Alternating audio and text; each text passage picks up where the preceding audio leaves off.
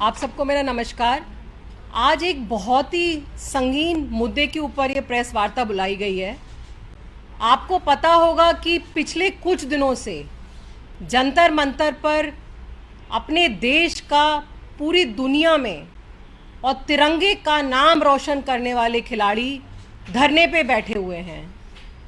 ये वो खिलाड़ी हैं, फोगाट बहनें, पुनिया, जो कि ओलंपिक के मेडल जीत के लाए हैं इस देश के लिए।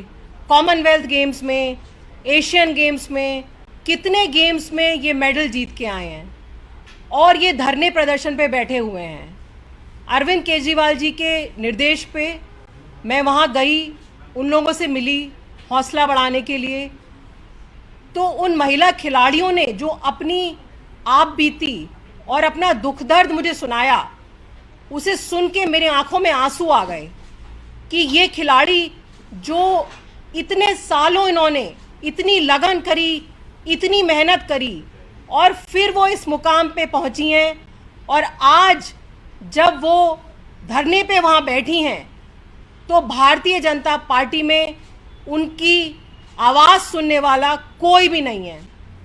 ये वही खिलाड़ी हैं, जब ये मेडल जीत के लाते हैं देश में तो सब इनके साथ सेल्फी लेने के लिए उत्सुक रहते हैं। खुद प्रधानमंत्री जी ने इनको अपने घर बुलाया, सेल्फी ली, इन सब महिलाओं को बोला कि तुम मेरे परिवार की तरह हो। आज जब ये लोग धरने पे बैठी हैं तो प्रधानमंत्री जी इनकी बात क्यों नहीं सुन रहे हैं? ये आरोप जो इन्होंने लगाए हैं, ये कुश्ती संघ के पूर्व अध्यक्ष ब्रिजभूषण के ऊपर लगाए हैं, जो कि भारतीय जनता पार्टी के उत्तर प्रदेश के सांसद हैं। अब सवाल ये उठता है कि इतने बड़े खिलाड़ी जो इतने मेडल जीत के लाए हैं देश के लिए, उनका यौन शोषण करने की हिम्मत ब्रिजभूषण सांसद को कैसे हुई? तो अगर हम देखें तो भारतीय जनता पार्टी में यौन शोषण करने वालों, बलात्कारियों की कोई कमी नहीं है। चाहे कुलदीप सेंगर हो, चाहे कुछ दिनों पहले इनके हरियाणा के मंत्री संदीप कुमार हो, ऐसे अनेकों बलात्कारी भरे पड़े हैं भारतीय जनता पार्टी में। बल्कि मैं तो ये कहूँगी कि भारतीय जनता पार्टी में जो जितना बड़ा गुंडा है, जितना बड़ा बलात्कारी है, उसका ओहदा उतना ही ऊंचा हो जाता है।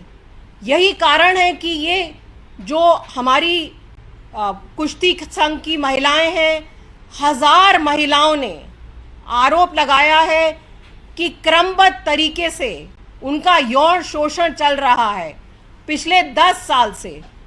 आपको याद होगा कि ये सारे खिलाड़ी जनवरी में भी धरने पर बैठे थे और तब इन्होंने मांग की थी कि इस मुद्दे की तहकीकात की जाए। तब सरकार ने लीपापोती करने के लिए एक कमेटी बना दी। कमेटी जनवरी में बनी थी। कमेटी को 4 हफ्ते में अपना निर्णय देना था। जनवरी बीत गई, फरवरी बीत गई, मार्च बीत गई। अभी तक कमेटी ने क्या तहकीकात की, उसकी क्या फाइंडिंग है, ये किसी को नहीं पता। सवाल तो ये उठता है कि आखिर ये ब्रिजभूषण है कौन? तो देखा जाए, इन ब्रिजभूषण जी का बहुत लंबी हिस्ट्री रही है। इन पे अनेकों केस चले हैं। इनके ऊपर टाडा का केस रह चुका है। टाडा के केस में जो गैंगस्टर दाऊद इब्राहिम की मदद करने के आरोप में ये जेल जा चुके हैं। इनके ऊपर और भी बहुत सारी धाराएं लगी हुई हैं। सेक्शन 332, चोरी की धारा 392, अटेम्प्ट टू मर्डर 307। तो सवाल ये भी उठता है कि प्रधानमंत्री जी की क्या मजबूरी रही होगी कि ऐसे आपराधिक प्रवृत्ति के इंसान को आप कुश्ती संघ का अध्यक्ष बनाएं। आपको कोई और नहीं मिला कुश्ती संघ का अध्यक्ष बनाने के लिए। और जब ये हमारे इतने जो अकम्प्लिश्ड खिलाड़ी हैं, ये इतने समय से मांग कर रहे हैं कि एफआईआर लिखी जाए, तो एफआईआर लिखने की बजाय इंक्वायरी की जा रही है कि ये खिलाड़ी कौन है, किसने कंप्लेंट करी है, और भारतीय जनता पार्टी और मोदी जी की दिल्ली पुलिस ये ब्रजभूषण को कैरेक्टर सर्टिफिकेट देने में लगी हुई है, जबकि सुप्रीम कोर्ट का क्लियर ऑर्डर है कि ऐसा कोई ऑफेंस हो, कॉग्निजेबल ऑफेंस हो, उसमें इंक्वायरी की कोई ज़रूरत नहीं है, उसमें फौरन एफआईआर होनी चाहिए। लेकिन तब भी जनवरी में इनको बैठना पड़ा और अब इनको दोबारा बैठना पड़ रहा है, और इनकी दुहाई सुनने के लिए केंद्र सरकार में कोई तैयार नहीं है। केंद्र सरकार का कोई मंत्री उनके पास नहीं गया, दिल्ली पुलिस ने उनकी सुनवाई नहीं करी। दिल्ली पुलिस कह रही है कि वो पहले इंक्वायरी करेगी, तो उनको आखिरकार इन महिला खिलाड़ियों को सुप्रीम कोर्ट में जाना पड़ा। वहाँ सुप्रीम कोर्ट में भी जो सरकारी वकील हैं वो सुप्रीम कोर्ट को गुमराह कर रहे हैं। वो कह रहे हैं कि अभी हमें इंक्वायरी करने की ज़रूरत है, और ये महिलाएं बैठी हुई हैं वहाँ पे, सब बहुत दुखी हैं कि ये जिन्होंने इतनी मेहनत करी, इतनी लगन करी, तब वो कुश्ती के ये मेडल जीत के लाई हैं, और आज जब वो यौन शोषण का आरोप लगा रही हैं, 7 महिलाओं ने कंप्लेंट दी है, उनमें से एक नाबालिग भी है, और पॉस्को की भी धारा लगती है, फिर भी एफआईआर नहीं हो रही है। बल्कि खबरें ये भी आई हैं कि उनके नाम लीक कर दिए गए हैं कि किन महिलाओं ने कंप्लेंट करी है, और उन महिलाओं पे दबाव बनाया जा रहा है कि वो अपनी कंप्लेंट वापस ले लें। तो भारतीय जनता पार्टी इस बात का जवाब दे कि वो इस तरह के अपराधी को बचाने की क्यों कोशिश कर रही है।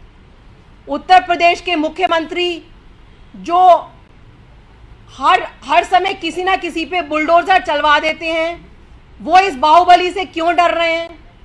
हमारे केंद्रीय खेल मंत्री श्रीमान गोलीमार ठाकुर, उनका भी कोई इस बारे में बयान नहीं आया, वो इन खिलाड़ियों से मिलने नहीं गए।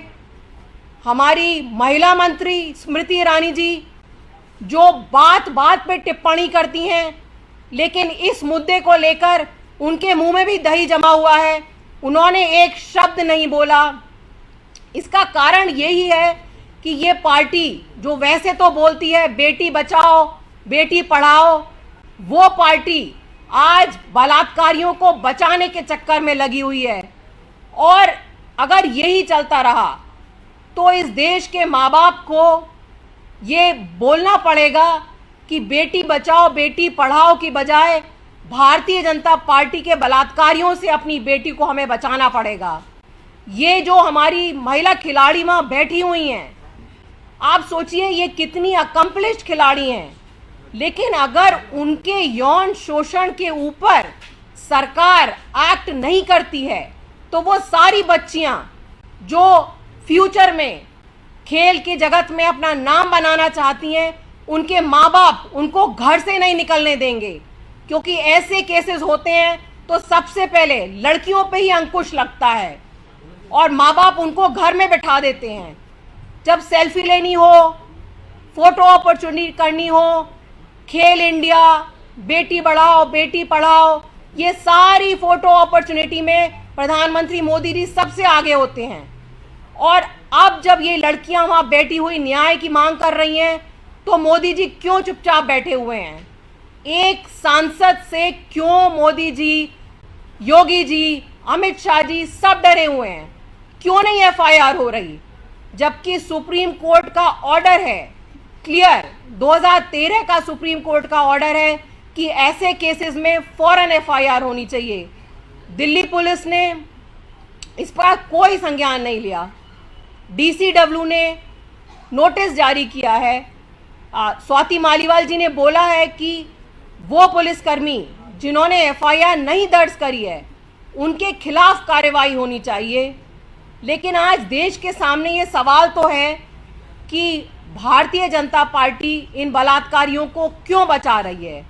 भारतीय जनता पार्टी जिसने बिल्किस बानो के केस में भी उन सारे बलात्कारियों को रिहा करा, उनको फूल माला पहनाई, उनको संस्कारी बोला, तो भारतीय जनता पार्टी का नाम बदल के भारतीय बलात्कारी पार्टी रख देना चाहिए, क्योंकि हमने देखा है हर समय भारतीय जनता पार्टी बलात्कारियों को बचाने का काम करती है। आज मैं आप सबके मार्फत फिर से मोदी जी को और अमित शाह जी को बोलना चाहती हूं कि फौरन एफआईआर कराई जाए, जिससे कि बाकी जो बेटियां जो देख रही हैं इस पूरे किस्से को, बहुत क्लोजली वॉच कर रही हैं इस पूरे किस्से को, उनको हिम्मत मिले कि इस देश में बलात्कारी ऐसे बच के नहीं जा सकते।